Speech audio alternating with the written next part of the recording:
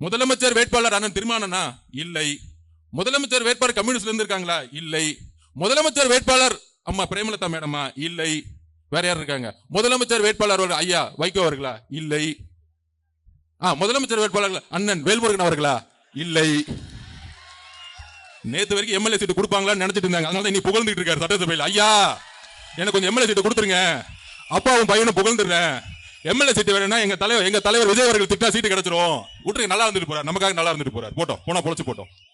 So அப்ப இன்றைக்கு நம்மளை வச்சுதான் அங்க வியாபாரம் பயங்கரமா ஓடுது. ஒரு பெரிய வியாபாரியை போட்டு ஒரு சின்ன வியாபாரி வந்து போட்டி போடுவாங்களே, அந்த மாதிரி நாங்க விஜய் கிட்ட போயிடுவோம், விஜய் கிட்ட போயிடுவோம். அங்க திமுக வியாபாரம் பண்ணிட்டு இருக்காங்க.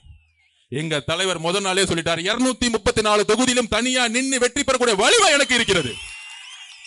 தொண்டர்கள் பலத்தை மட்டும் சொல்லல, மக்களுடைய பலம் தெளிவா சொன்னாரு. நான் வீடு வீடா போயிட்டு தான் கட்சியே ஆரம்பிச்சேன், நீ இனிமேல் தான் வீட்டுக்கே போறீங்க.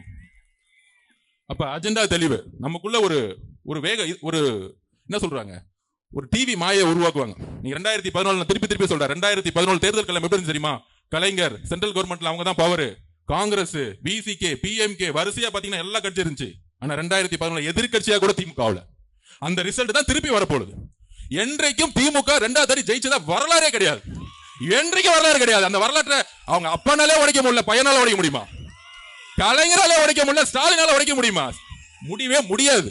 அதுதான் வரலாறு சொல்லுது. கடைசியா ட்ரை பண்ணி பார்த்தாரு கலைஞர். எப்ப தெரியுமா?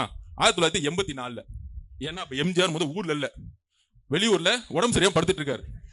அப்போ ஒரு உருட்டு உருட்டுனாங்க. அண்ணன் செங்கோட்டை என்ன சொன்னாரு, அந்த உருட்டை என்ன சொன்னாங்கன்னா, என்னுடைய நண்பர் தான் எம்ஜிஆர், அவருக்காக என்ன முதலமைச்சர் ஆக்குங்க, அவர் வந்தவன இந்த பதவியை திருப்பியும் கொடுத்துருவேன் அப்படின்னு சொன்னாரு.